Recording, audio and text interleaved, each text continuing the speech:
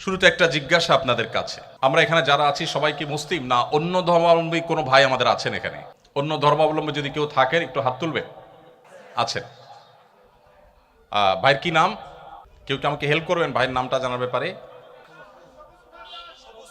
সবুজ কুমার দাস।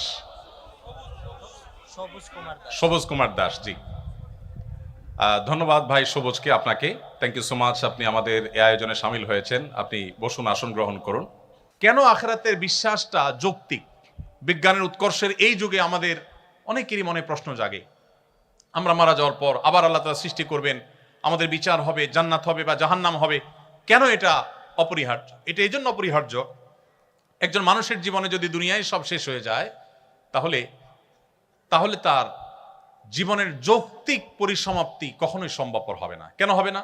ধরুন একজন মানুষ সারা জীবন জুলুমের শিকার হয়েছেন, সারা জীবন জুলুমের শিকার হয়েছেন, হতে পারে না যে তিনি আদালতে গেছেন সেখানে ন্যায় বিচার পান নাই, সামহাও ন্যায় বিচার পান নাই, হয়তো তিনি নিজের বিষয়টা তুলে ধরতে পারেন নাই, যেভাবে হোক তিনি ন্যায় বিচার থেকে বঞ্চিত হয়েছেন। এই লোকটা যদি মারা যান তাহলে তার এই সমাপ্তি কাঙ্ক্ষিত সমাপ্তি না। কিন্তু একজন ইমানদার আখিরাতে বিশ্বাসী মানুষ, তিনি মনে করেন, তিনি জানেন, মনে প্রাণে বিশ্বাস করেন, দৃঢ় বিশ্বাস আছে যে তার এই মৃত্যুর পর আল্লাহর সামনে দাঁড়াতে হবে। দুনিয়ার কোথাও যদি তিনি সুবিচার না পান, কোনো টেনশন নাই, আল্লাহ তাআলা বিচার করবেনই করবেন। দুনিয়ার সব জায়গায় যদি ঠকে যান, তার টেনশনের কোনো কারণ নাই, তিনি শুধু সবকিছু সহ বুঝে পাবেন। দুনিয়ার সব জায়গায় তো নিগৃহীত থাকেন, আল্লাহর কাছে তিনি নিগৃহীত হবেন না। এই যে আখিরাতের প্রতি বিশ্বাসের যৌক্তিকতা, প্রয়োজনীয়তা, এটা মানুষের জীবনের যৌক্তিক পরিসমাপ্তি এবং এন্ডিং দিকে মানুষকে নিয়ে যায়। আপনি যদি আপনার সেকুলার দৃষ্টিভঙ্গি থেকে দেখেন তাহলে আপনার একটা স্বপ্ন ছিল, স্বপ্নটা বাস্তবায়ন করতে পারলেন না, তাহলে আপনার এখন যাওয়ার কোনো জায়গা নাই। আপনি ও স্যাড বলা ছাড়া, ডিপ্রেসড হওয়া ছাড়া আপনার কিছু করার নেই। এটা একজন মানুষের জীবনের কোনো কাঙ্ক্ষিত সমাপ্তি হতে পারে না। দুর্ভাগ্যজনক বাস্তবতা হলো যারা মুহাম্মদ সাল্লাল্লাহু আলাইহি সাল্লাম সহ আল্লাহর পক্ষ থেকে প্রেরিত নবী রাসূলদের প্রতি ঈমান আনে না, বিশ্বাস করে না, তাদের জীবনে এরকম অনাকাঙ্ক্ষিত পরিসমাপ্তির সম্ভাবনা অনেক জোরালো। পক্ষান্তরে যারা মুসলমান, যারা মুহাম্মদ সাল্লাল্লাহু আলাইহি সাল্লামের প্রতি ঈমান এনেছে, তাদের সার্থকতা হলো মুহাম্মদ সাল্লাল্লাহু আলাইহি সাল্লাম তাদেরকে তাদের সৃষ্টিকর্তার সাথে পরিচয় করে দিয়েছে এবং এর ফলশ্রুতিতে আখিরাতের প্রতি বিশ্বাসী হয়েছে। একজন মানুষ দুনিয়াতে অনেক কিছু করতে চেয়েছেন, কিছুই করতে পারেন নাই, যদি তিনি মুসলমান হন তাহলে তার ডিপ্রেশনের কোনো কারণ নাই, তার দুশ্চিন্তার কোনো কারণ নাই। কারণ তিনি যদি ভালো কিছু করবার সদিচ্ছা রাখেন এবং তার জন্য যথাযথ পদক্ষেপ নিয়ে থাকেন, তিনি যদি তার কাঙ্ক্ষিত কাজটি করতে নাও পারেন, আল্লাহ রাব্বুল আলামিন কিয়ামতের দিন তার সেই কাঙ্ক্ষিত কাজ করে যে পরিমাণ রিওয়ার্ড পাওয়ার কথা, পুরস্কার পাওয়ার কথা, তার সবটুকু আল্লাহ তাআলা তাকে বুঝিয়ে দিবেন। অতএব একজন মুসলমান তার জীবনে কখনো ডিপ্রেশন তাকে কখনো স্পর্শ করতে পারে না। আর এই কথাকেই কোরআন বলেছে, ওয়ালা ইয়াইআস মির রাউহিল্লাহি ইল্লাল কওমুল কাফিরুন, আল্লাহর রহমত থেকে নিরাশ হয়ে যাওয়া, আশাহত হয়ে যাওয়া, ডিপ্রেসড হয়ে যাওয়া, এটা আল্লাহর প্রতি অবিশ্বাসী ছাড়া কারোর জীবনে আসতে পারে না। বিশ্বাসী মানুষের জীবনে আসার কোনো স্কোপ নেই। কেন আপনি সিরাত চর্চা করবেন? কারণ সিরাত চর্চা আপনার আইডেন্টিটি আপনাকে ঠিক করে দিবে, আপনার স্রষ্টার সাথে আপনার সৃষ্টি হিসাবে আপনার একটা সম্পর্ক গড়ে তুলবে। তাতে কি হবে? আপনার ডিপ্রেশন আসবে না। আপনারা ছাত্র মানুষ,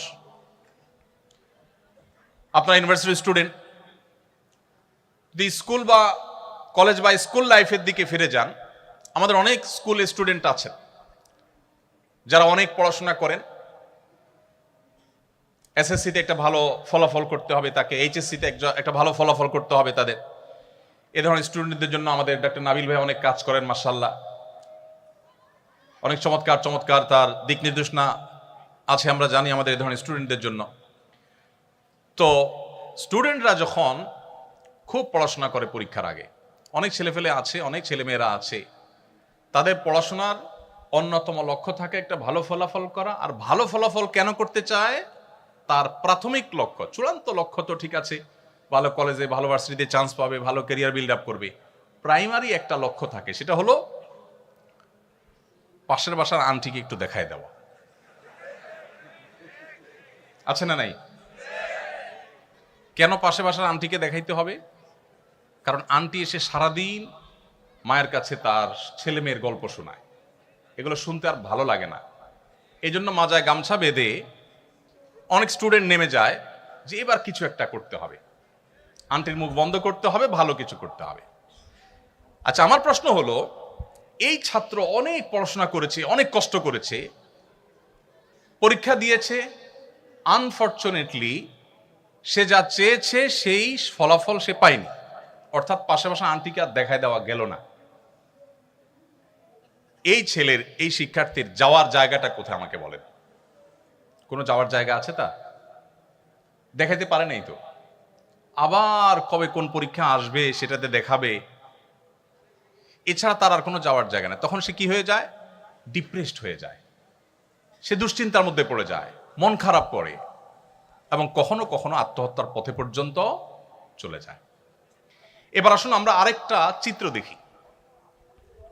একজন স্টুডেন্ট যার জীবনে মোহাম্মদ সাল্লাল্লাহু আলাইহি সাল্লামের সিরাতের রিফ্লেকশন হয়েছে, যিনি মোহাম্মদ সাল্লাল্লাহু আলাইহি সাল্লামের জীবন ইতিহাসের সাথে পরিচিত হয়েছে, তার জীবনের সংস্রবে কখনো এসেছেন, তার ছোঁয়ায় কখনো তার থাকার সুযোগ হয়েছে। এই স্টুডেন্ট যেহেতু তার রবকে চিনে, তিনি তার সব কিছু দেখাতে চান তার রবকে, সৃষ্টিকর্তাকে। পাশাপাশি আন্টি কিংবা তার কোনো বন্ধু বান্ধব কিংবা অন্য কাউকে তিনি দেখাবার জন্য কিছু করেন না। তার লক্ষ্য হলো তিনি ভালো ফলাফল করে ভালো একটা জায়গায় দাঁড়িয়ে এই যে দুর্নীতির করাল গ্রাস গোটা দেশটাকে শেষ করে দিচ্ছে, তিনি মেরুদণ্ড সোজা করে এদেশের মানুষের জন্য অ্যাজ এ মুসলমান মুসলিম মিল্লাতের মুখকে উজ্জ্বল করবার জন্য তিনি কিছু করতে চান। এই স্বপ্ন নিয়ে তিনি পরীক্ষা দিচ্ছেন, পড়াশোনা করছেন, চেষ্টা করছেন। যদি তিনি তার সে চেষ্টা সফল হন, ব্যাটে বলে হয়তো আলহামদুলিল্লাহ, যদি না হয় তাহলে তার সান্ত্বনার জায়গা হলো যে আল্লাহ রাব্বুল আলামিন ইনপুট দেখেন না, আল্লাহ তাআলা আউটপুট দেখেন না, আল্লাহ তাআলা ইনপুট দেখেন। আল্লাহ চেষ্টা দেখেন, ফলাফল দেখেন না। দুনিয়ার মানুষ ফলাফল দেখে, আল্লাহ রাব্বুল আলামিন ফলাফল দেখে মানুষকে তার বিনিময় সব সময় দেন না, সব সময় দেন না। আল্লাহ তাআলা দেখেন বান্দার প্রচেষ্টা। যদি আল্লাহ তাআলা আউটপুট দেখে সব সময় বিনিময় দিতেন, তাহলে বহু নবী রাসূল পৃথিবীতে এসেছেন যারা যুগ যুগ ধরে ইসলাম প্রচারের কাজ করার পরও দেখা গেছে তাদের কথা হয়তো একজন মানুষ শুনেছে কিংবা একজনও শুনেনি। হয়রাজ আমাদের মধ্যে বহু লোক আছে যাদের লক্ষ লক্ষ ফলোয়ার্স, অনেক ভক্ত অনুরক্ত। তো আল্লাহ রাব্বুল আলামিন চেষ্টা দেখবেন। সো একজন তরুণ তিনি যখন মুহাম্মদ সাল্লাল্লাহু আলাইহি সাল্লামের সিরাতকে তার জীবনে অবলম্বন হিসাবে ঠিক করে নেয়, সিরাতকে সে যখন সামনে রাখে, তখন তার জীবনে সে কাঙ্ক্ষিত জিনিসটা যদি নাও পান, তিনি ডিপ্রেসড হন না। কারণ তিনি জানেন যে আল্লাহ রাব্বুল আলামিন দেখবেন আমার নিয়ত, ইন্নামাল আমালু বিন্নিয়াত, আমি কোন উদ্দেশ্যে করেছি এটা আল্লাহ দেখবেন, আমার চেষ্টা আল্লাহ তাআলা দেখবেন। বাস, আমার নিয়ত ভালো ছিল, চেষ্টায় ত্রুটি ছিল না, আল্লাহ তাআলা রিওয়ার্ড শতভাগ আমাকে দিয়ে দিবেন। সো তার কোনো ডিপ্রেশনের কোনো কারণ থাকতে পারে না। সময়ত উপস্থিতি, কেন সিরাত চর্চা আমাদের করতে হবে? কারণ সিরাত আমাদেরকে আমাদের রবের সাথে আমাদের পরিচয় করিয়ে দেয়, আমাদের সৃষ্টিকর্তার সাথে আমাদের সম্পর্ক করে দেয়, যার ফলশ্রুতিতে আমাদের আইডেন্টিটি, আমাদের আত্মপরিচয়, এটা আমাদের মাথায় সবসময় জাগরুক থাকে। এটি আমাদেরকে পরিচালিত করে সঠিকতার পথে, সুন্দরের পথে, এবং আমাদের জীবনে একটা আদর্শিক ভিত্তি দাঁড়ায়। অস্ট্রেলিয়ার কোন একজন গবেষক, নামটি আমার মনে নাই, অনেক আগে কোথাও পড়েছি, হারিয়ে ফেলেছি, তিনি বলেছেন যে এই পৃথিবীতে আমরা কেন এসেছি আমি জানি না, তবে এটুকু নিশ্চিত, খেয়ে পরে দিন পার করার জন্য আমরা এই পৃথিবীতে আসিনি। দেখুন, জন্মের পর থেকে আমরা যত চেষ্টা করছি, যত পরিশ্রম করছি, যত সাধনা করছি, সবগুলোর সার সংক্ষেপ হলো আমরা রুটি রুজি আহরণ করছি, সেটি ভোগ করছি, একটা পর্যায়ে আমরা মারা যাচ্ছি, কালের গর্ভে হারিয়ে যাচ্ছি। তাহলে জীবনের প্রাপ্তিটা কি, লক্ষ্যটা কি, আমার চূড়ান্ত যাওয়ার জায়গাটা কোথায়?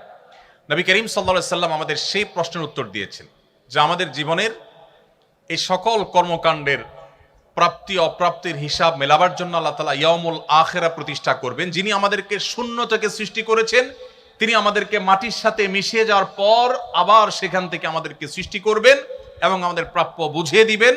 যার কারণে একজন মুসলমান তিনি আদর্শের ভিত্তিতে, তার আদর্শিক একটা ভিত্তির উপর তার জীবন দাঁড়ায়, তার আইডেন্টিটি তৈরি হয়, তার আত্মপরিচয় তৈরি হয়। আপনারা বিশ্ববিদ্যালয়ের শিক্ষার্থী, আপনারা আমার চাইতে ভালো করে জানবেন, কখনো শিক্ষার নামে, কখনো সংস্কৃতির নামে, কখনো বিনোদনের নামে, বিভিন্ন সময় নানা নামে আজকের বিশ্বের মুসলিম তরুণদের আইডেন্টিটি নষ্ট করবার নানামুখী ষড়যন্ত্র চলমান আছে। আপনারা দেখবেন বেশ কিছু মুখরোচক স্লোগান শোনা যায়। আমাদেরকে মানবতাবাদে মানুষ হওয়ার সবক সকাল বিকাল দিতে আপনারা শুনবেন। কাদেরকে শুনবেন? সেই সব মানুষদের কাছ থেকে শুনবেন যারা অনবরত নিরপরাধ শিশু হত্যাকাণ্ডে মেতে আছে। তাদেরকে শুনবেন যারা নারীর অধিকার নিয়ে গোটা পৃথিবীতে জিগির তুলছে, আমাদেরকে সকাল বিকাল সবক দিতে আসে। শত সহস্র প্রেগনেন্ট নারীদেরকে যারা বোমা মেরে হত্যা করে। মুসলমানের দৃষ্টান্ত হলো সেই বাঘের বাচ্চার মতো, যে বাঘের বাচ্চাকে শিয়াল লাফানো শেখায়। আজ পৃথিবীতে আমাদের অবস্থা সেরকম হয়ে গেছে। আমরা সেই মুহাম্মদ সাল্লাল্লাহু আলাইহি সাল্লামের উম্মত, যে মুহাম্মদ সাল্লাল্লাহু আলাইহি সাল্লাম পৃথিবীর আলো দেখবার আগেই তার জন্মদাতা পিতাকে হারিয়েছেন, মায়ের গর্ভে থাকতে বাবাকে হারিয়েছেন, জন্মের পরপর তার মমতাময়ী মাকে হারিয়েছে। একের পর এক বাবা মা দুজনের ছায়া সরে গেল, অথচ তিনি তখনও দুধের শিশু। এরপর তার একমাত্র অভিভাবক দাদা আব্দুল মুত্তালেব সামান্য সময় পার হতে না হতেই তার কৈশোরেই তার সে অভিভাবকের ছায়াও সরে গেল, তিনিও মারা গেলেন। তার জীবনের সবচেয়ে কঠিন বছর, যেটি আমাল হুজন বলা হয়েছে সিরাতের বইয়ে, সেই বছরে তার সবচেয়ে বড় অভিভাবক, একদিকে চাচা আবু তালেব, অপরদিকে ঘরে স্ত্রী মা খাদিজা রাদিয়াল্লাহু তাআলা আনহা, আমাদের উম্মুল মুমিনিন এবং তার স্ত্রী খাদিজা রাদিয়াল্লাহু তাআলা আনহা, এই দুজনের ছায়া একসাথে উঠে গেল। একের পর এক পায়ের নিচ থেকে মাটি সরে যাচ্ছে। এরপর যখন মক্কায় তিনি সবচাইতে সম্ভ্রান্ত বংশের, সবচাইতে সম্ভ্রান্ত ফ্যামিলির, সবচাইতে মর্যাদার জায়গা ছিলেন, যে মক্কাবাসী তাকে তার বিশ্বস্ততার কারণে আল আমিন উপাধি দিয়েছিল, সেই মক্কার মানুষরা তার বিরুদ্ধে এতটাই ষড়যন্ত্রে মেতে উঠল, তাকে ধ্বংস করবার জন্য এতটাই তারা উদ্যত হলো যে তাকে তার মুখের উপর থুতু মারতেও তারা দ্বিধা করল না। তাকে শারীরিকভাবে হ্যারাসমেন্ট করা হলো, নানাভাবে অপমানিত করা হলো। মুহাম্মদ সাল্লাল্লাহু আলাইহি সাল্লাম এই সকল বাধা ডিঙ্গিয়ে সামনে অগ্রসর হচ্ছিলেন। একটা পর্যায়ে তার মাতৃভূমিতে তাকে থাকতে দেয়া হলো না, মক্কা তাকে ত্যাগ করে চলে যেতে হয়েছে রাতের অন্ধকারে, তাও শান্তিতে যেতে দেয়া হয়নি। বহু লোকচুরি করে, বহু প্ল্যান প্রোগ্রাম করে তাকে মদিনায় হিজরত করতে হয়েছে। মদিনায় যাওয়ার পর সেখানে একটু শান্তিতে কোথায় দিন কাটাবেন, সেখানেও শান্তিতে থাকতে দেওয়া হলো না। একটি রাত তার জীবনে তাকে নিশ্চিন্ত ঘুমাবার সুযোগ দেয়নি মক্কার মুশরিকেরা। কখনো চাপিয়ে দিয়েছে বদর, উহুদ, খন্দক, কখনো বা তাবুক, কখনো বা অন্য কোনো যুদ্ধ। এত বাধার পাহাড় ডিঙ্গিয়ে মদিনায় আসার পর মাত্র 10 বছর সময় পেয়ে গোটা পৃথিবীর পট পরিবর্তন করে দিয়েছে। কেন আপনাকে সিরাত জানতে হবে? কারণ আপনি সাকসেস তরুণ হতে চান, সাকসেস মানুষ হতে চান, সফল মানুষ হতে চান। পৃথিবীর ইতিহাসে এত চ্যালেঞ্জ মোকাবেলা করে এত দ্রুততার সাথে নিজের মিশনকে সাকসেস করতে পেরেছেন মুহাম্মদ সাল্লাল্লাহু আলাইহি সাল্লাম ছাড়া আরেকজন মনীষী আপনি বের করতে পারবেন না। কেন আপনার তাকে পাঠ করতে হবে? কেন তার জীবনী আপনাকে জানতে হবে? কেন তার সিরাত আপনাকে চর্চা করতে হবে? কারণ তার সিরাত আপনাকে সাফল্যের চূড়ান্ত শিখরে পৌঁছতে সাহায্য করবে। সম্মানিত উপস্থিতি, আজ মুসলিম তরুণদের আত্মপরিচয় দূর করবার জন্য যে নানামুখী ষড়যন্ত্র চলমান আছে, সেই ষড়যন্ত্রগুলো সম্পর্কে আপনারা খুব ভালো করে জানেন। আমাদেরকে মানবতাবাদের সবক যারা শেখায় তারা জানে না মুসলমানকে আসলে আলাদা করে মানবতাবাদের সবক শেখানোর প্রয়োজন। পৃথিবীকে মানবতার শিক্ষাই দিয়েছে প্রথমে মুসলমানরা। মুহাম্মদ সাল্লাল্লাহু আলাইহি সাল্লামের চাইতে বেশি মানবতার শিক্ষা পৃথিবীতে কেউ কাউকে কখনো দিতে পারেনি।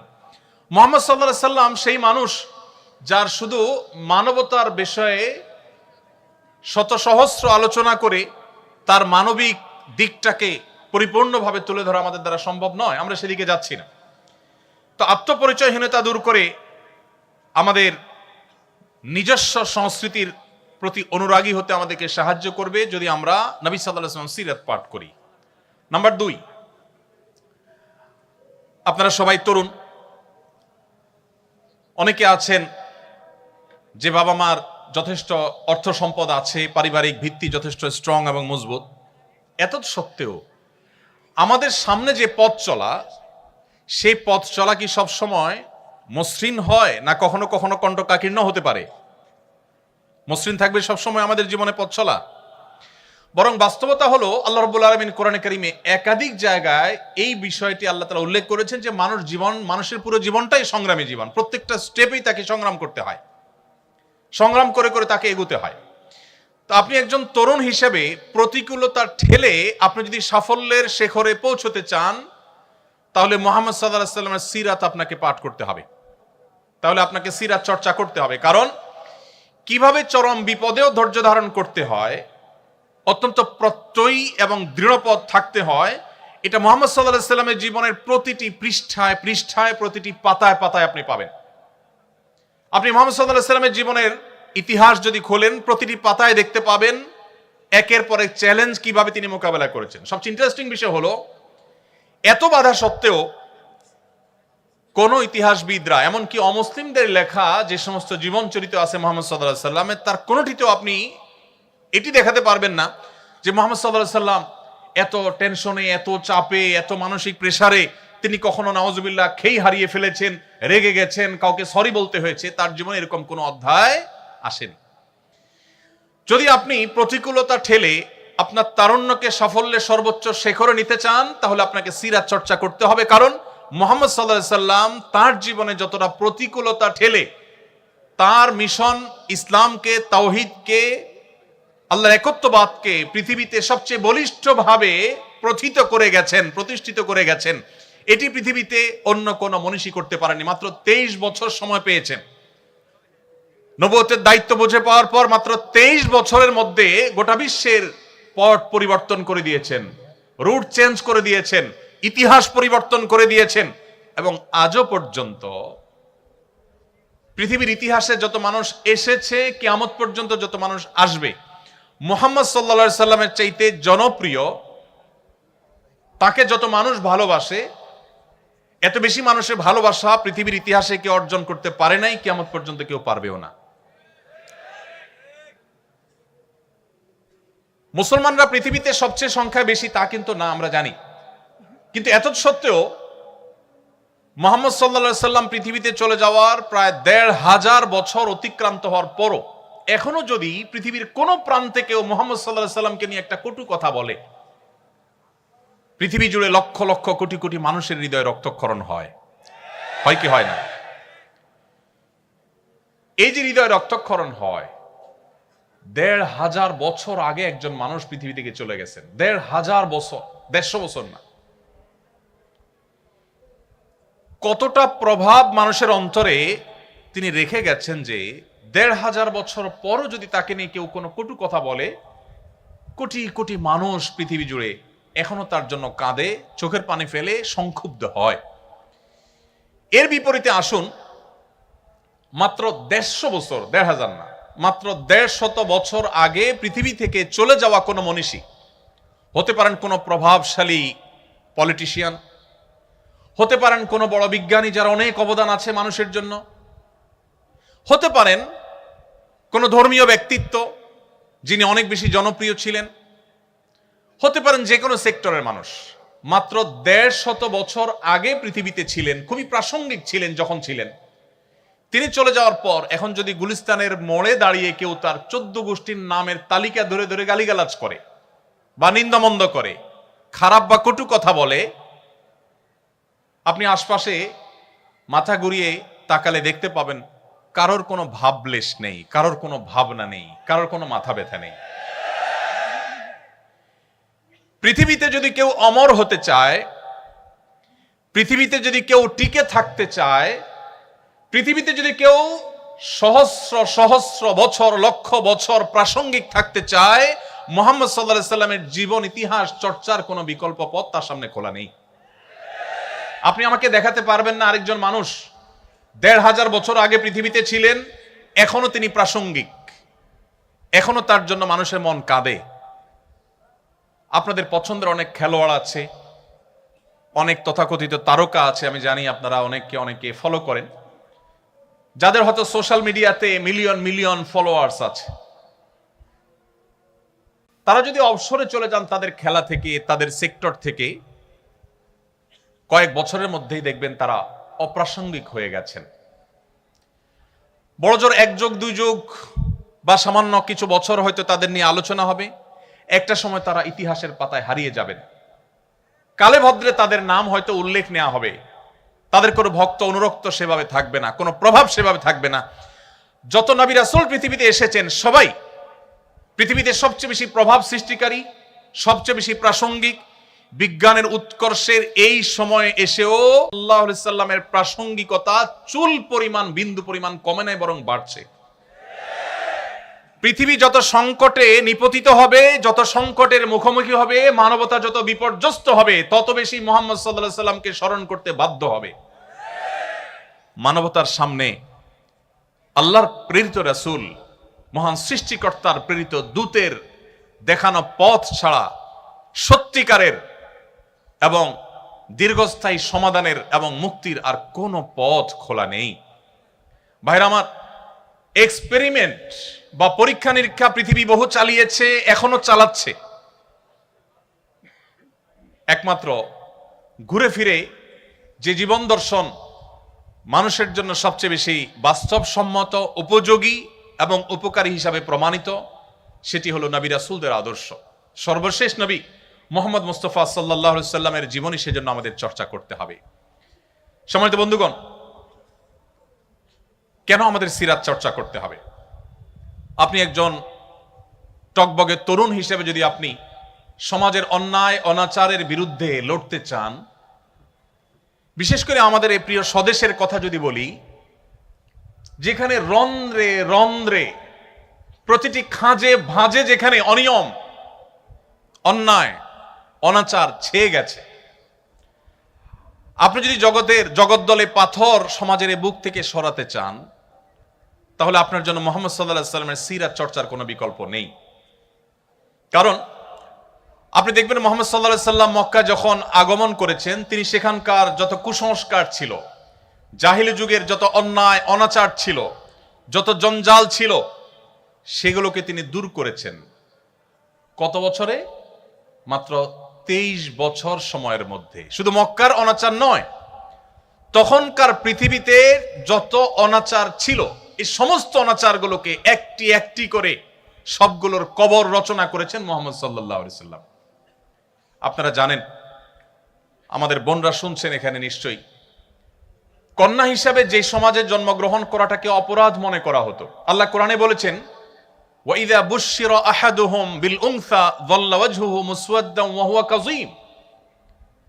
নবী সাল্লাল্লাহু আলাইহি সাল্লাম যে সমাজে এসেছেন, সেই সমাজে কারোর কন্যা সন্তান হয়েছে এই সংবাদ শোনানো হলে তার মুখটা কালো হয়ে যেত।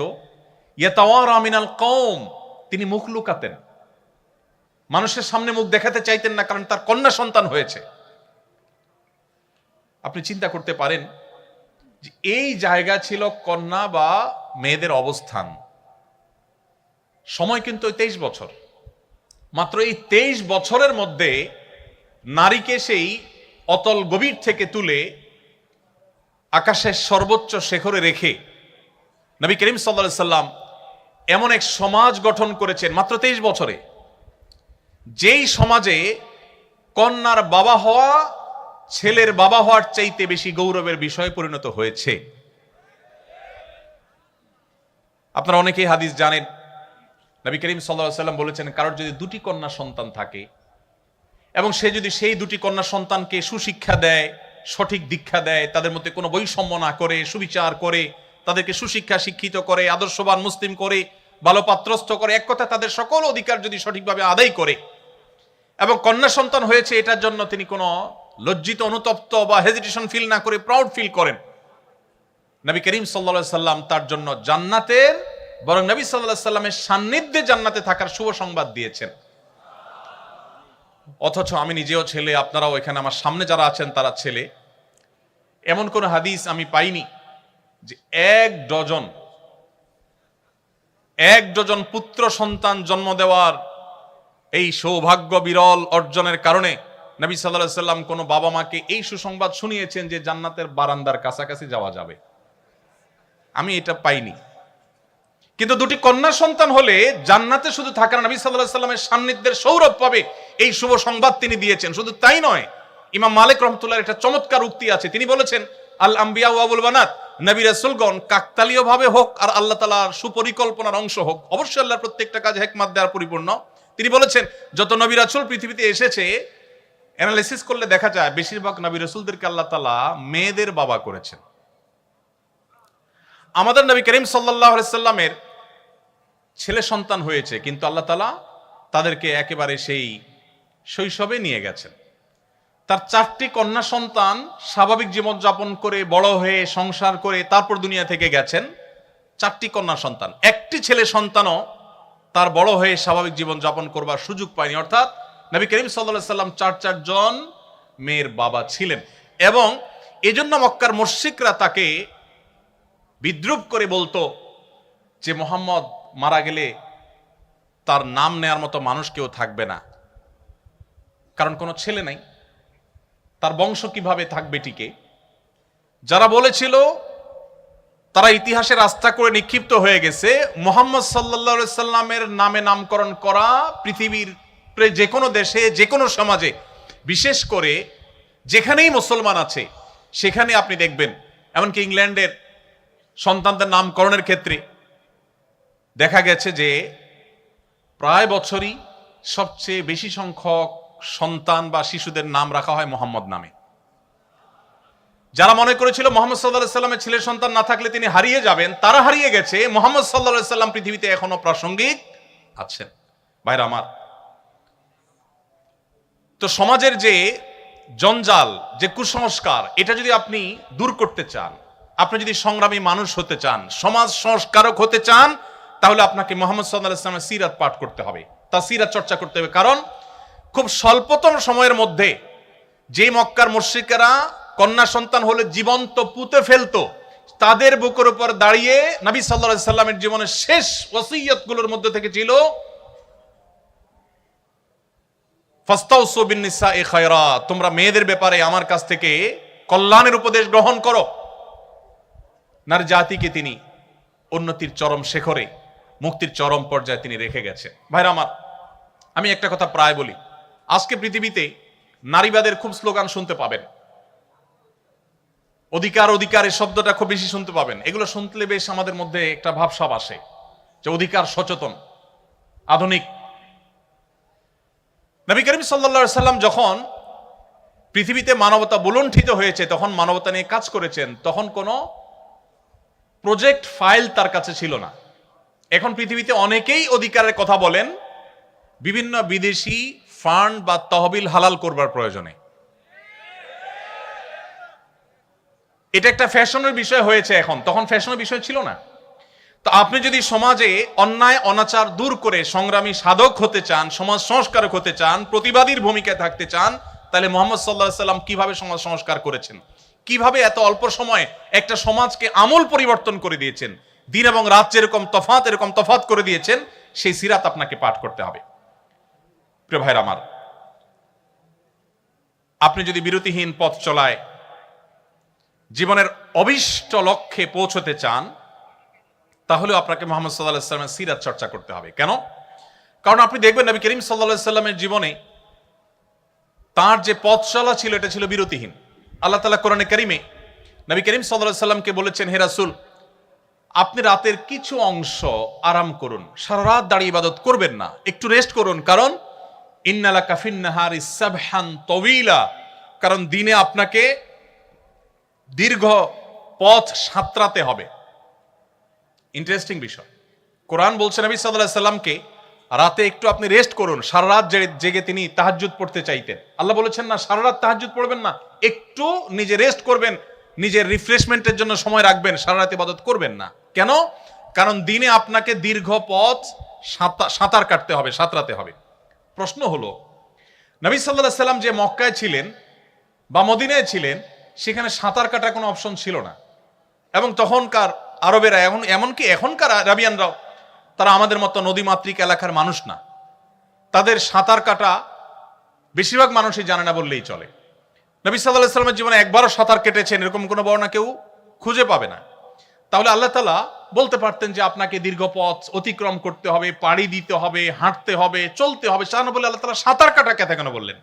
এ বিষয়ে তাফসীর বিশ্লেষক উলামা ইকরাম বলেন, এখানে আল্লাহ তাআলা একটি বার্তা দিতে চেয়েছেন। সেটি হলো, মানুষ পায়ে হেঁটে চললে একটু বিরতি নেয়, অন্য যে কোনো বাহনে গেলে মানুষ হয়তো একটু বিরতি নেওয়ার অপশন থাকে, কিন্তু কেউ যদি সাঁতার কাটে তাহলে তার গন্তব্যে পৌঁছার আগ পর্যন্ত বিরতির কোনো সুযোগ থাকে না। নবী করিম সাল্লাল্লাহু আলাইহি সাল্লামের যে কাজ, এই কাজ ছিল বিরতিহীন। এই জন্য তার সারা জীবন তিনি বিরতিহীনভাবে চেষ্টা চালিয়েছেন। আপনি যদি সেই মোটিভেশন ধরে রাখতে চান যে কিভাবে আপনি সারা জীবন কাজ করবেন মানুষের কল্যাণে, আল্লাহর সন্তুষ্টি লাভ করে জান্নাত প্রাপ্তির আশায়, তাহলে সেক্ষেত্রে আপনাকে সিরাত চর্চা করতে হবে। কারণ নবী সাল্লাল্লাহু আলাইহি সাল্লাম অবিষ্ট লক্ষ্য অর্জনে বিরতিহীন পথ চলার ক্ষেত্রে যে দৃষ্টান্ত স্থাপন করেছেন, পৃথিবীতে আর কেউ সেটি দেখাতে পারেনি। সম্মানিত উপস্থিতি, আল্লাহর পক্ষ থেকে অর্পিত যে দায়িত্ব, সেই দায়িত্ব পালন করবার জন্য তিনি যে সংগ্রাম করেছেন, সেই সংগ্রাম তার জীবনী গ্রন্থে, তার সিরাত পাঠ করলে বা তার সিরাত চর্চা করলে আপনি আপনার জীবনের পরতে পরতে সেটাকে আপনি প্রাসঙ্গিক এবং রিলেভেন্ট আপনি দেখতে পাবেন। আপনার যদি লিডারশিপ এবং নেতৃত্বের ইচ্ছা থাকে, স্বপ্ন থাকে, তাহলেও আপনাকে সিরাত চর্চা করতে হবে। কারণ নবী করিম সাল্লাল্লাহু আলাইহি সাল্লামকে দেখবেন যে তিনি তরুণ বয়স থেকেই সততা, ন্যায় বিচার, দূরদর্শিতা এগুলোর সবচেয়ে উৎকৃষ্ট উদাহরণ সৃষ্টি করেছেন, দৃষ্টান্ত স্থাপন করেছেন। তিনি কিন্তু যখন বয়সে তরুণ ছিলেন, তখনই মক্কায় বাহির থেকে আসা মানুষজন যারা নির্যাতিত হতো, নানাভাবে নিষ্পেষিত হতো, নানাভাবে জুলুমের শিকার হতো, এই মানুষগুলোর মুক্তির জন্য ঐতিহাসিক যে হিলফুল ফুজুল সংগঠিত হয়েছিল, সেই সংগঠনের সাথে তিনি সম্পৃক্ত হয়ে গেছেন। এবং যখন মক্কার কাবার পুনর্নির্মাণের উদ্যোগ নিলেন নবী সাল্লাল্লাহু আলাইহি সাল্লামের দাদা আব্দুল মুত্তালিব, নবী সাল্লাল্লাহু আলাইহি সাল্লাম তখন কিশোর ছিলেন, অনেক ছোট মানুষ ছিলেন। যখন মক্কার মুশরিকরা সবাই মিলে কাবাঘর ভেঙে যাচ্ছিল, অনেক পুরাতন হয়ে গেছে স্থাপনা, এটাকে পুনর্নির্মাণ করলেন, তখন কালো পাথর যেটি হাজরে আসওয়াদ, এই পাথরটা পুনর্নির্মাণ করে এটিকে আবার আগের জায়গায় স্থাপন করা হবে, এই কাজটি কে করবে, এটা নিয়ে তাদের মধ্যে বিবাদ দেখা দিল। আপনারা জানেন মক্কার মুশরিকদের মধ্যে সেই বিবাদ ছিল, এবং বিবাদটা এতটাই ছিল প্রকট যে সামান্য একটু কুয়া থেকে কার ওঁট আগে পানি পান করলো, এই ঘটনাকে কেন্দ্র করে যুগ যুগ ধরে তারা বংশকে বংশ করে তারা যুদ্ধ করত। সেই জাতি, অবুঝ জাতি, তারা এই পাথর রাখা নিয়ে বিবাদে লিপ্ত হলো, কোনোভাবে মীমাংসা করতে পারলো না। মুহাম্মদ সাল্লাল্লাহু আলাইহি সাল্লামের অভিনব এক কৌশলের মাধ্যমে তার সে অল্প বয়সে তিনি সেই সমস্যার সমাধান করেছেন। লিডারশিপ, নেতৃত্ব দেওয়ার যোগ্যতা, সমাজে মীমাংসা করবার যোগ্যতা, সমাজকে সংকট থেকে উত্তরণের যোগ্যতা তার সেই কৈশোর থেকে তার জীবনে ছিল। আপনি যদি সিরাত গ্রন্থ পড়েন, এরকম প্রতিটি পৃষ্ঠায় পৃষ্ঠায় আপনি এটি দেখতে পাবেন। নবী করিম সাল্লাল্লাহু আলাইহি সাল্লামকে দেখবেন সিদ্ধান্ত গ্রহণে বুদ্ধিমত্তা। শুধুমাত্র হিজরতের সময় মক্কা থেকে তিনি যে মদিনায় চলে যাচ্ছিলেন রাতের অন্ধকারে, যে স্টেপগুলো তিনি অবলম্বন করেছেন, এগুলোর এক একটা নিয়ে বহু পিএইচডি হতে পারে, বহু গবেষণা হতে পারে, হয়েছেও। নবী করিম সাল্লাল্লাহু আলাইহি সাল্লামের যে প্ল্যান ছিল, আপনি দেখবেন তিনি মক্কা থেকে হিজরত করে মদিনায় যাবেন, কাউকে বলেননি, কাছের লোকজনকেও বলেননি। মক্কার সমস্ত মুশরিকদের সবগুলো চোখ তার দিকে, কখন তিনি বের হয়। তারা আঁচ করতে পেরেছে যে তিনি যাবেন, কিন্তু তাদের সবার সে চেষ্টাকে ব্যর্থ করে দিয়ে তিনি সাকসেস হয়েছেন, তিনি চলে গেছেন। তার সন্ধান তারা পায়নি। প্ল্যান কি ছিল? দীর্ঘ আলোচনা, আমি সেদিকে খুব বেশি দীর্ঘ আলোচনা যাব না। আপনি যদি লক্ষ্য করেন দেখবেন তিনি যাওয়ার আগে সংবাদ সবার কাছ থেকে তিনি আড়ালে রেখেছেন, কাউকে বলেননি, কাছের লোক, পরিবার লোকদেরকেও বলেননি তিনি কখন যাচ্ছেন। যেই বিছানায় তিনি শায়িত ছিলেন, আলী রাদিয়াল্লাহু তাআলা আনহুকে ডেকে এনে ওই বিছানায় শুইয়ে দিলেন, দিয়ে তারপর তিনি চলে গেলেন, যাতে করে তাকে যারা ডিপ মনিটরিং করছে, তখনকার যুগে তো আর বিদ্যুতের আলো ছিল না, এই আলো আধারিতে কেউ একজন বিছানায় শোয়া আছে এটা দেখে তারা যেন ধোকায় পড়ে যায়, তারা যেন মনে করে যে মুহাম্মদ সাল্লাল্লাহু আলাইহি ওয়াসাল্লাম মনে বিছানায় শোয়া আছেন। এই জন্য আলী রাদিয়াল্লাহু তাআলা আনহুকে রাতের গভীরে এনে তার বিছানায় শুইয়ে দিয়ে তিনি বাসা থেকে বের হয়েছে। তিনি জানতেন যে একটানা মদিনায় তিনি যেতে পারবেন না, তাকে ধাওয়া করা হবে। তিনি পথে একটা স্টেপ নিলেন গারে সৌরে। সেই গারে সৌর, সেখানে তিনি অবস্থানকালীন সময়ে খাবার দাবারের কি ব্যবস্থা হবে সেই ক্যাটারিং সার্ভিসের জন্য তিনি দায়িত্ব দিলেন আবু বকর রাদিয়াল্লাহু তাআলা আনহুর কন্যাকে, এবং তাকে দায়িত্ব দিলেন, তিনি যথারীতি দায়িত্ব পালন করলেন। আবার সেই খাবার কিভাবে পৌঁছানো হবে মক্কার মুশরিকরা তো ফলো করবে, এই জন্য দায়িত্ব দিলেন আরেকজনকে, ট্রান্সপোর্টের দায়িত্ব। যাকে ট্রান্সপোর্টের দায়িত্ব দেওয়া হলো তাকে পরিকল্পনা বুঝায় দেওয়া হলো, তিনি ছাগলের রাখাল নিয়ে, যিনি খাবার যাবেন তার পেছন থেকে ছাগলের রাখাল নিয়ে একজন যাবেন, যাতে করে তার যে পদচিহ্নগুলো আছে এগুলো ছাগল পায়ে হেঁটে মারিয়ে সেটাকে মিশিয়ে ফেলে, মক্কার মুশরিকরা যাতে আঁচ করতে না পারে পায়ে হেঁটে কোথায় গিয়েছে, গারে সৌরটা ঠিক কোন জায়গায় যেন ধরতে না পারে। এরপরে সেখানে মক্কার মুশরিকদের গতিবিধি জানার জন্য সংবাদদাতা হিসাবে, মিডিয়া হিসাবে আলাদা ডিপার্টমেন্টকে দায়িত্ব দিলেন, তারা সেই সংবাদ তাকে পৌঁছাতো নিয়মিত। এভাবে একটি একটি করে শুধুমাত্র তার হিজরতের প্ল্যান পরিকল্পনা যদি আমরা শুনি তো আমরা অবাক হয়ে যাব যে আজকাল পৃথিবীতে বহু ট্রেনিং, বহু গবেষণা, বহু পড়াশোনা, বহু স্টাডি, বহু উচ্চতর ডিগ্রি নিয়েও মানুষ যে সমস্ত প্ল্যান প্রোগ্রাম করতে পারে না, নবী সাল্লাল্লাহু আলাইহি ওয়াসাল্লাম জীবনে সেটি করেছেন।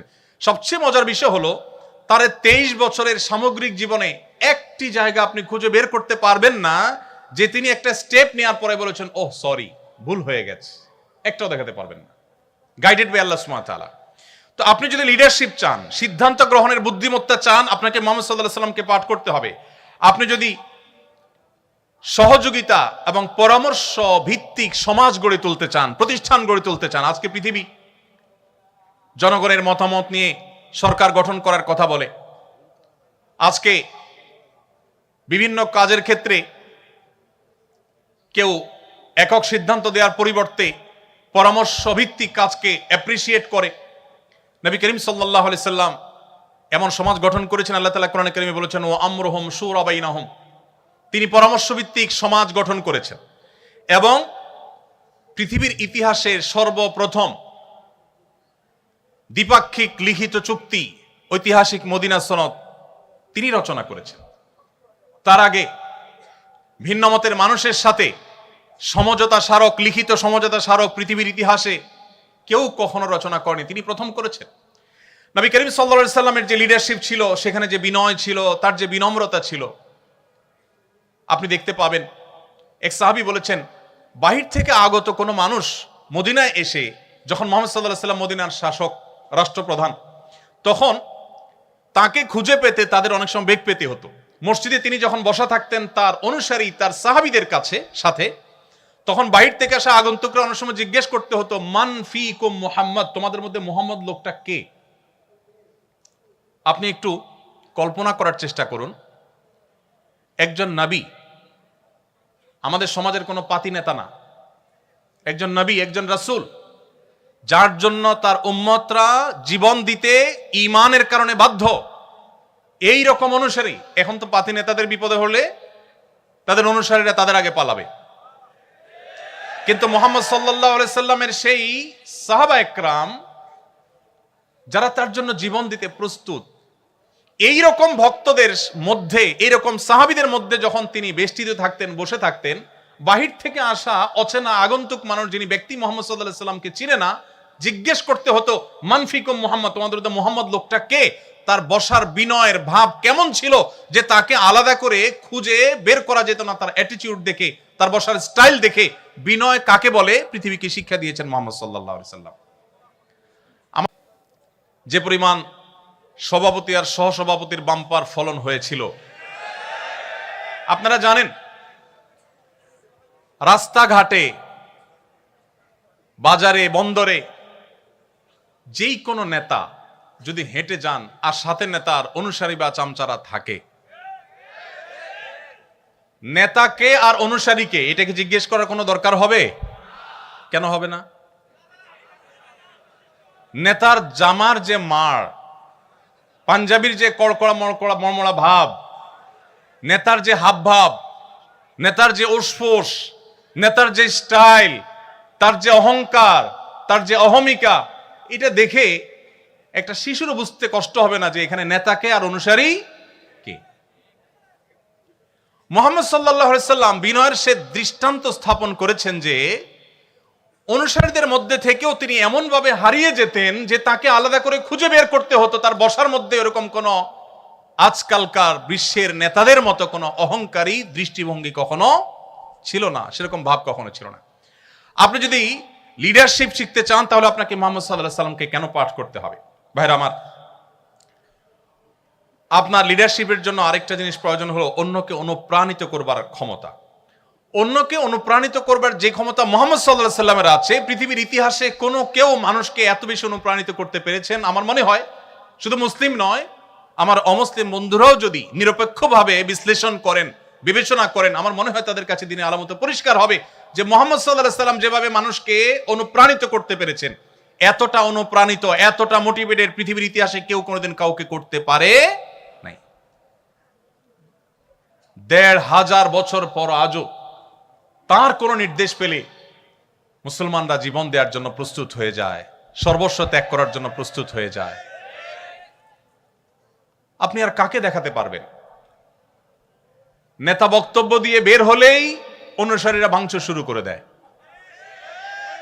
নেতা বের হতে না হতেই নেতার নির্দেশ পায়ের নিচে পিষ্ট করে ফেলে, ভুলে যায় মানবীয় প্রকৃতি, বাস্তবতা। মুহাম্মদ সাল্লাল্লাহু আলাইহি সাল্লাম ১৫০০ বছর আগে কোনো কথা বলে গেছেন, ১৫০০ বছর পরও লক্ষ লক্ষ কোটি কোটি মানুষ পেঠা সেটাকে পুঙ্খানুপুঙ্খ রূপে বাস্তবায়ন করবার জন্য জীবন বাজি দিতে পর্যন্ত প্রস্তুত।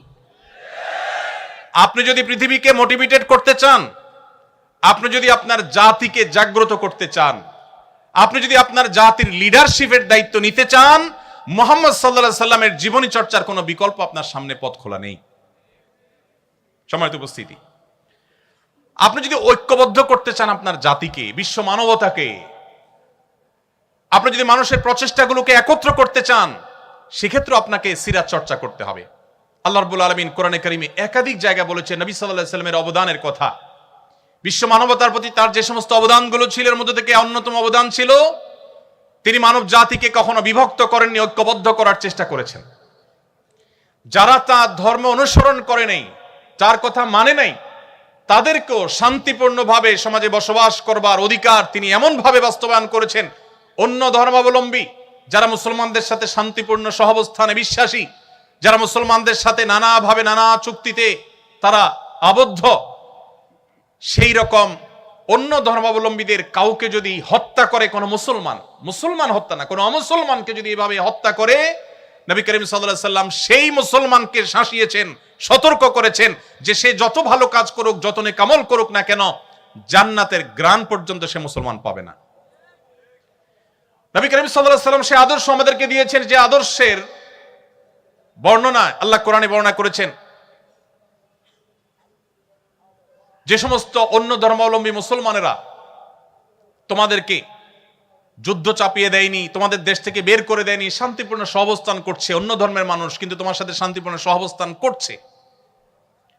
লা ইয়ানহাকুমুল্লাহু আনিল্লাযীনা লাম ইউকাতিলুকুম ফিদ-দীন ওয়া লাম ইখরিজুকুম মিন দিয়ারিকুম আন তাবাররুহুম ওয়া তুকসিতু ইলাইহিম, তাদের প্রতি সদাচরণ করতে, ভালো আচরণ করতে, ন্যায়নিষ্ঠ আচরণ করতে আল্লাহ তোমাদের বাধা দেয় না, বরং ইন্নাল্লাহা ইউহিব্বুল মুকসিতিন, সেই অমুসলিমদেরকে, অন্য ধর্মাবলম্বীদের প্রতি ন্যায়নিষ্ঠ আচরণকারীদেরকে আল্লাহ তাআলা ভালোবাসেন। আজ সংখ্যালঘুদের অধিকারের কথা শুনবেন, যারা আমাদের সকাল বিকালে সবকটা দেয় যে সংখ্যালঘুদের পরে আমাদের দায়িত্বশীল হতে হবে, তাদের দেশগুলোতে আপনি দেখবেন সংখ্যালঘুরা সবচেয়ে বেশি নির্যাতিত। মুসলমানরা সব যে একেবারে পবিত্র দুধের দোয়া বা সবাই যে বলে উঠবে আমি তা বলছি না, কিন্তু ইসলাম সেই ধর্ম, যেই ধর্ম অন্য ধর্মাবলম্বী বা ভিন্ন মতের মানুষদেরও বেঁচে থাকা শুধু নয়, সম্মানজনকভাবে বেঁচে থাকা, তাদের অধিকারের ব্যাপারে আমাদেরকে সতর্ক করেছে। এই জন্য আপনি দেখবেন মুহাম্মদ সাল্লাল্লাহু আলাইহি সাল্লামের শুধু আচরণের কারণে অজস্র অমুসলিমেরা ইসলামের ছায়া তুলে এসেছেন। ভাইরা আমার, আপনি যদি আপনার জাতিকে ঐক্যবদ্ধ করতে চান, আমি আপনাকে অনুরোধ করব আপনি আউস এবং খাজরাজের ঐক্যবদ্ধ হওয়ার ইতিহাসটা কোরআন থেকে একটু পড়ে নেবেন। আল্লাহ রাব্বুল আলামিন কোরআনে সেটি উল্লেখ করেছেন যে আউস এবং খাজরাজ দুটি গোত্র মদিনার, তারা পরস্পরের মধ্যে যুদ্ধে লিপ্ত ছিল যুগ যুগ ধরে। বাবা মারা যাওয়ার সময় ছেলেকে ওসিয়ত করতো, বাপ আমার প্রতিপক্ষের সাথে যুদ্ধ শেষ করে যেতে পারলাম না, সমূলে শেষ করে যেতে পারলাম না, ওসিয়ত করে যাচ্ছি যুদ্ধটা তুই চালায় যাস। এই ছিল তাদের অতীত, এই ছিল তাদের ইতিহাস। মুহাম্মদ সাল্লাল্লাহু আলাইহি সাল্লামের সান্নিধ্যের সৌরভে যুগ বা বছরের প্রয়োজন হয়নি, তার সান্নিধ্যের সৌরভ এতটা আকর্ষণ করত, এতটা স্পর্শ করত, এতটা মোটিভেটেড করত যে মুহূর্তের মধ্যে ঈমান আনার পর তারা এতটাই পরিবর্তিত হলো যে একই প্লেটে একই দস্তরখানে বসে তারা খাবার খাচ্ছিলেন। একজনের জীবন রক্ষা করার জন্য আরেকজন জীবন দিতে তারা কার্পণ্য করেননি। আল্লাহ তাআলা কোরআনে কারিমে সেটিকে বিভিন্ন জায়গায় উল্লেখ করেছেন। এজন্য আপনি যদি জাতিকে, বিশ্ব মানবতাকে ঐক্যবদ্ধ করার কাজ করতে চান, আপনি যে কোনো সেক্টরে ঐক্য এবং সম্প্রীতির বন্ধন তৈরি করতে চান, মুহাম্মদ সাল্লাল্লাহু আলাইহি সাল্লামকে আপনাকে চর্চা করতে হবে। আপনি দেখতে পাবেন সেই মক্কা থেকে আসা, হিজরত করে আসা মুহাজির সাহাবীরা কিভাবে মদিনার সাহাবীদের কাছে আপন হয়ে গেছেন। তারা যখন এসেছেন মদিনায়, মদিনার সাহাবীরা বললেন যে আমাদের ব্যবসার অর্ধেক দিয়ে দিচ্ছি আপনাদেরকে। কেউ বা ব্যবসার অর্ধেক অফার করলেন, কারণ একাধিক স্ত্রী আছে, তিনি বলেছেন যে ঠিক আছে আমার একজন স্ত্রী, আমি তাকে ডিভোর্স দিয়ে দিচ্ছি, আপনার স্ত্রী রেখে এসেছেন, সংসার, আপনার জীবন সবকিছু বিপন্ন প্রায়, আপনাকে আমি আমার ভাই হিসেবে এই সুযোগ দিচ্ছি যে আমার ডিভোর্স হয় স্ত্রীর সাথে আপনি বিবাহ বন্ধনে আবদ্ধ হতে পারেন, বিবাহ আপনি করতে পারেন, ব্যবসার অংশ নিতে পারেন, ইত্যাদি ইত্যাদি। মক্কা থেকে আসা সাহাবীরা বলেছেন তাদের সাথে কিছু নেই, সব সহায় সম্পদ রেখে আসতে হয়েছে। পৃথিবীতে আজও তো বহু শরণার্থী শিবির পৃথিবীর দেশে দেশে আছে। মুহাজিররা যে শরণার্থী হয়ে বা মুহাজির হয়ে মক্কা থেকে মদিনা এসেছেন, মুহাম্মদ সাল্লাল্লাহু আলাইহি সাল্লামের নেতৃত্ব, তার সিরাত এর সৌরভ সান্নিধ্য তাদেরকে কি করেছে? তারা যখন অফার পেয়েছেন মক্কাবাসী তাদেরকে তাদের সম্পদের অর্ধেক দিয়ে দিতে চেয়েছেন মদিনাবাসী, তখন তারা বললেন না, সম্পদের অর্ধেক দেওয়ার প্রয়োজন নাই, আপনারা আমাদেরকে বাজার দেখিয়ে দিন, আপনাদের বাজারে গিয়ে আমরা পরিশ্রম করব, ব্যবসা বাণিজ্য করব, কেনাবেচা করব, এই দেশের অর্থনীতিতে আমরা অবদান রাখবো, অর্থনীতির চাকাকে আমরা সচল করব, আমরা আপনাদের বোঝা হতে চাই না, আমরা এখানে এসে আপনাদের অর্থনীতিতে ভূমিকা রাখতে চাই। তারা রেখেছেন, প্রতিষ্ঠিত হয়েছেন, মদিনাকে সমৃদ্ধ করেছেন, সবচেয়ে বেশি সমৃদ্ধ করেছেন মুহাম্মদ সাল্লাল্লাহু আলাইহি সাল্লামের নেতৃত্বে। ভাইরা আমার, এভাবে আপনি যদি অর্থনৈতিক মুক্তির কথা বলেন, অর্থনৈতিক মুক্তি আমাদের এই দেশের জন্য খুব বেশি গুরুত্বপূর্ণ। ভাইরা আমার, আপনারা জানেন আমাদের একটা কালভার, একটা ব্রিজ, এটা করতে হলে বিদেশের দিকে তাকাইতে হয়। তারা আমাদেরকে কিছু টাকা পয়সা দেয়, লোন দেয়, আল্লাহর হস্তে না, লোন দেওয়ার পর সাথে 10টা-20টা শর্ত দিয়ে দেয়। লোন দেয় ব্রিজ করার জন্য, শর্ত দেয় আমার পাঠ্য বইয়ে আমার ছেলে মেয়েকে কি পড়াতে হবে সে বিষয়ে। লোন দেয় তারা আমাদের অবকাঠামো উন্নয়নের জন্য, শর্ত দেয় এদেশের মুসলিম, হিন্দু, খ্রিস্টান, বৌদ্ধ সকল ধর্মের মানুষের ধর্মীয় মূল্যবোধ পরিপন্থী বিষয়কে সমাজে পুশ করাবার জন্য। ভাইরা আমার, এই সুযোগ তারা এজন্য পায় যে আমরা অন্য অনেক দিক থেকে বাহ্যিক মুক্তি লাভ করলে অর্থনৈতিক মুক্তি আমাদের হয়নি। আপনি যদি অর্থনৈতিক মুক্তি লাভ করতে চান, কিভাবে? খালি হাতে মক্কা থেকে আসা হাজার হাজার অগণিত মুহাজির সাহাবীদের কিভাবে সমৃদ্ধ করেছেন নবী সাল্লাল্লাহু আলাইহি ওয়াসাল্লামের বলিষ্ঠ নেতৃত্ব, তার প্ল্যান, কিভাবে মদিনার সমাজকে প্রতিষ্ঠিত করতে ভূমিকা রেখেছেন, আপনার তাকে অনুসরণ করতে হবে। মুহাম্মদ সাল্লাল্লাহু আলাইহি সাল্লাম মুহাজির এবং আনসারদের মধ্যে যে ভ্রাতৃত্বের বন্ধন তৈরি করেছেন, তার একটি ঘটনা বলে আমি শেষের দিকে যাব। নবী করিম সাল্লাল্লাহু আলাইহি সাল্লাম একবার শুনতে পেলেন দুজন সাহাবী, একজন মুহাজির, একজন আনসার, একজন মদিনার মানুষ আর একজন মক্কা থেকে আসা মানুষ, কোন একটা বিষয় নিয়ে মানুষ হিসাবে বাদানুবাদ হয়েছে, পানি তোলা নিয়ে সম্ভবত বাদানুবাদ হয়েছে। তো একজন তার স্বজাতিকে ডেকে বলেছেন, হে আমার স্বজাতি ভাইয়েরা, ধরুন মুহাজির ভাইয়েরা, তোমরা কোথায় আছো, আসো, আমার সাথে এর গন্ডগোল লাগছে। অনেক সময় লাগে না এরকম যে এলাকা ধরে টান দেয় মানুষ? নবী করিম সাল্লাল্লাহু আলাইহি সাল্লাম এই ডাক শুনে অত্যন্ত রাগান্বিত হয়ে গেলেন।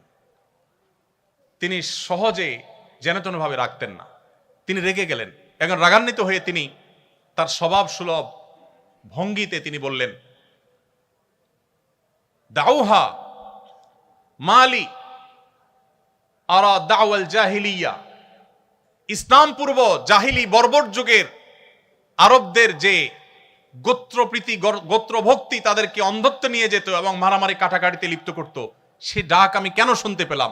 দাউহা ফাইন্নাহা মুনতিনা, তোমরা এই বিভেদের ডাক, বিচ্ছেদের ডাক, এটা পরিহার করো, এটা দুর্গন্ধযুক্ত, ঐক্যবদ্ধ থাকো।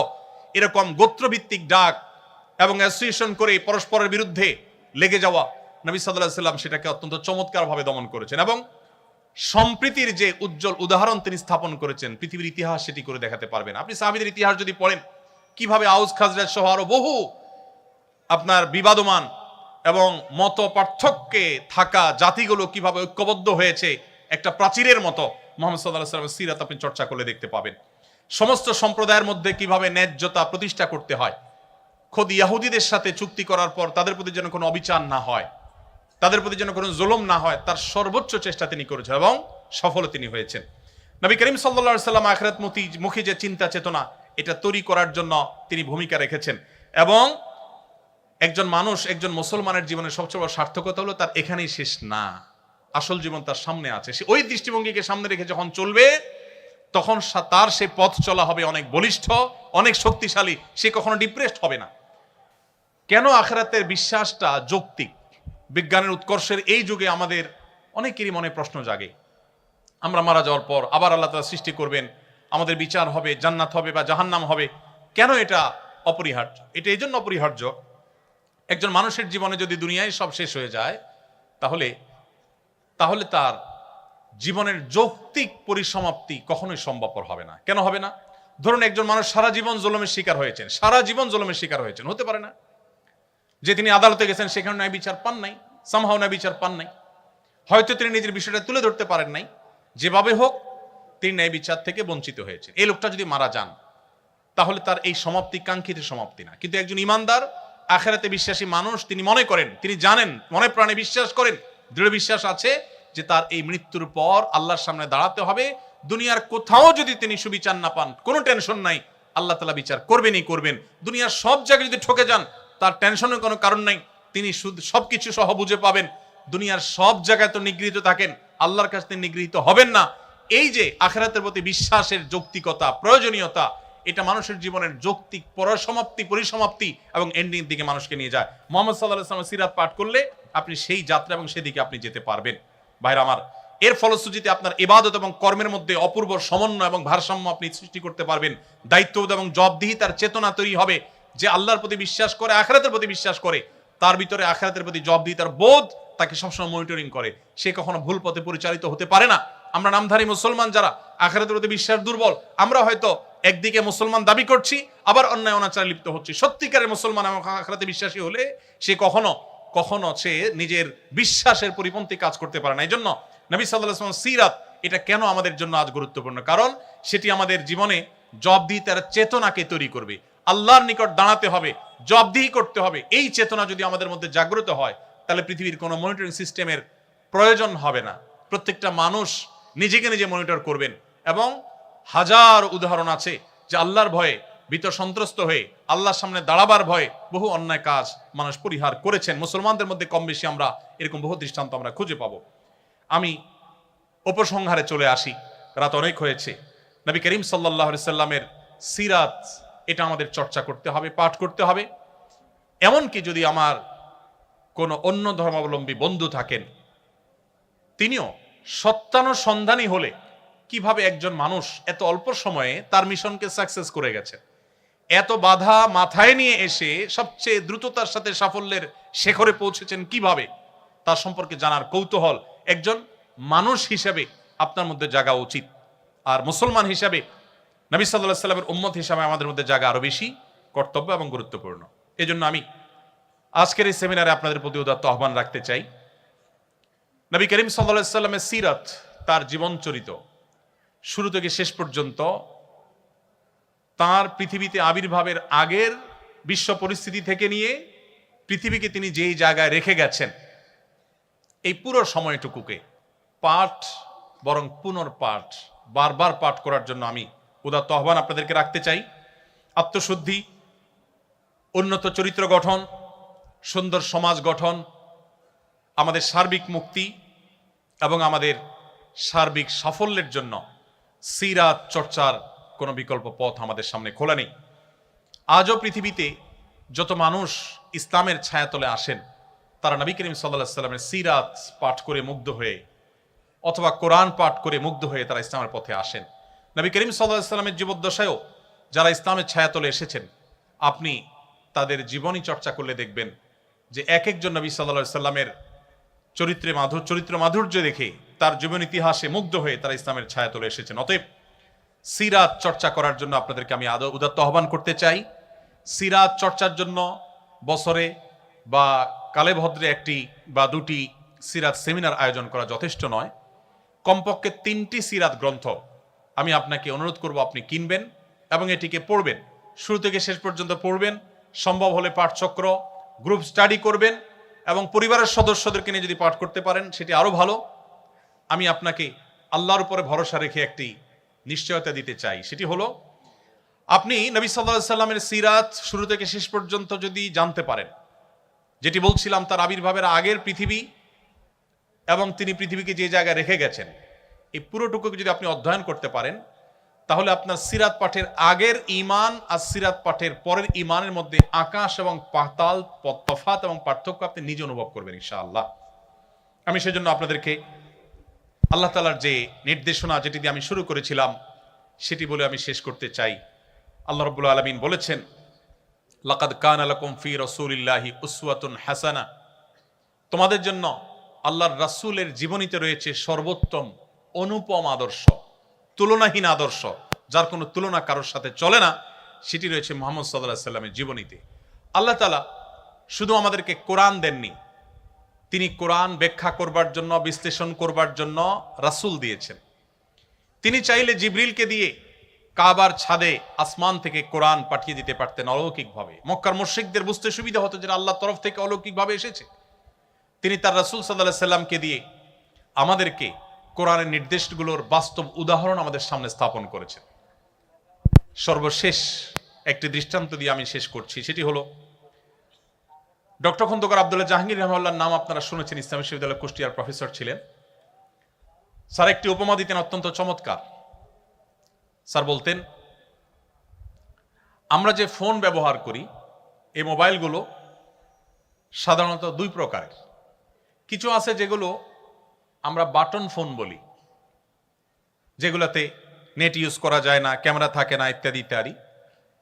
এই বাটন ফোন, আরেকটা হলো স্মার্টফোন।